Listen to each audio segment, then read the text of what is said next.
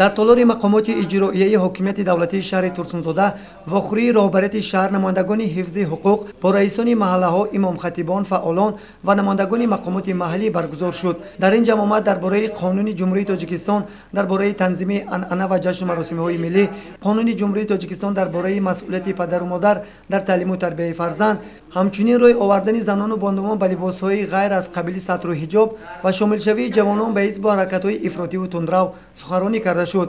раиси шаҳри турсунзода муҳтарам Сиҷауддин Саломзода зимни баромади хеш гуфт ки имрӯз падару модарон ва аҳли ҷомеаро зарур аст ки оиди пешгирии қонуншиканиҳо дар ҷомеа бетараф набуда, баръакс барои ободии ватани маҳбуби хеш саҳми арзандаи худро гузоранд. муҳтарам пешвои миллат дар ҳар як вохӯриҳояшон, баромадҳояшон дар тамоми манотиқи кишвари азизамон Тоҷикистон вобаста ба мавзӯъҳои пешгирии шомилшавии ҷавонон ба ҳизбу ҳаракатҳои ифротӣ, риоя кардани қонуни ҷумҳурии Тоҷикистон дар бораи танзими анъана ва ҷашну маросимҳо, масъулияти падару модар дар таълиму тарбияи фарзанд ва дигар марҳалаҳои зиндагӣ суҳбат мекунад ва аз натиҷаи ҳар як вохӯриҳои муҳтарам пешвои миллат ба тамоми шаҳру ноҳияҳо, вазорату идораҳо нақшаи чорабиниҳо барои иҷро ирсол карда мешавад. алахусус муҳтарам пешвои миллат дар ҷанбаси нимсолаи фаъолияти соҳаи иҷтимоӣ иқтисодӣ ҳафтаи сифари гардида бисёр бо эродҳои бо хатту рақамҳо ба як эродҳо ба мову шумо муроҷиат карданд ва албатта ҳамаи моро вазифадор карданд ки аз пайи иҷрои супоришҳои муҳтарам пешвои миллат гардем. дар навбати хеш прокурори шаҳри турсунзода низ баромад намуда оиди пешгирии қонуншиканиҳо ва баргузории тӯю маъракаҳо, ҳамчунин шомилшавии ҷавонон ба ҳизбу ҳаракатҳои бегонаву тундрав фикру назари худро баён кард ва ном бурда гуфт ки имрӯз сархатибон ва имомхатибонро зарур аст ки бо аҳолӣ бештар ҳамкорӣ намуда оиди баргузории тӯю маъракаҳо ва қонуншиканиҳо корҳои фаҳмондадиҳиро ҷонок намоянд. охир бояд одам камтар масъулият дошта бошад, камтар масъулият дошта бошад, камтар ҳис кунад ки ман дар вазифаи давлатиам, камтар ҳис кунад ки оромӣ, тинҷӣ, амони мамлакат бояд ман ҳиссагузор бошам. ҳамамон мехоҳем ки тинҷ бошем, ором бошем, хурсандӣ кунем, орзу амалҳои худро дар амал ҷорӣ кунем. охир чӣ ба намехоҳем имрӯз? чӣ ба?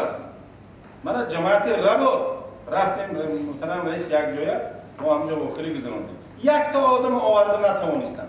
якта одама дур наред. мана мисоли тапати якта одама ҳаман мешидам мошина роҳӣ мекардам дар мошини худши ҳамина гифта дар бали худам ҷовард. ана мо мегуфтем масъулият. ман боварӣ дорам раиси муҳтарам дуруст кар карда. ҳозир аз ҳамин зал бироед, ан ҳамин гапо аз ҳамин пишидар фаромӯш мешавад. ан ҳамин зал бироем, ҳамин гапо аз пишидар фаромӯш мешавад. ин хилқати кор пеш намерад. ман инро фикр мекунам ки фиреби якдигар аст, дар чашми якдигар хок задан аст. хай мардуми одӣ мо чӣ умед кунем? вақте ки мардуми одиро шумо аз қафои худотон набаред, вақте инҳоро тарғибу ташвиқ накунед, вақте ки масъалатгузорӣ накунед, چی رئیس شهر مقامات‌های حفظ حقوق دیگر کار ندارند. سردار شعبه کارهای داخلی شهر ترسونزاده اسکندرزاده محمدشاه ضمن برآمدی خویش گفت که امروز آن جوانفرانی که در سوریه و عراق قرار دارند والدان آنها در این تالار دعوت کرده شدند و بار دیگر آنها را هشدار کرده می شود که من بعد برای پیشگیری همین گونه عملهای ناشایسته سهم خود را گذارند و فرزندان خود را برای درست زندگی هدایت نمایند.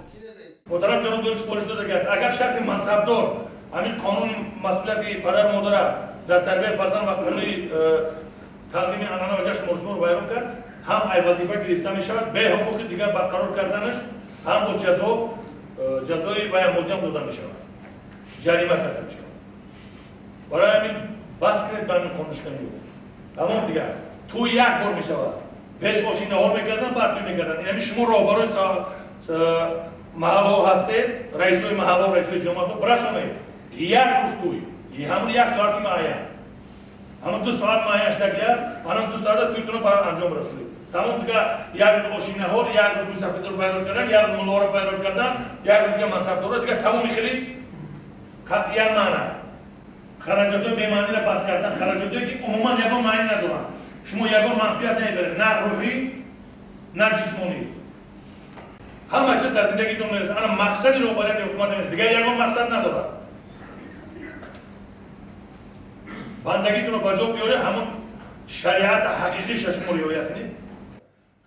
دیگر اشتراکداران نیز فکر و نظر خود را بیان کردند و در اینجا قید کرده شد که هر یک ساکن جمهوری تاجیکستان باید سیاست خردمندانه رهبریت عالی کشور، پیشوای ملت، پرزیدنت معظم کشور امام علی رحمان را جانبداری کرده از پی زندگی شایسته خود باشد، چرا که امروز وطن آباد و تنج و محبوب را خداوند نصیب ما کرده است و باید ما پیروان پیشوای ملت همیشه از پی کارهای آبادانی و سازندگی قرار بگیریم.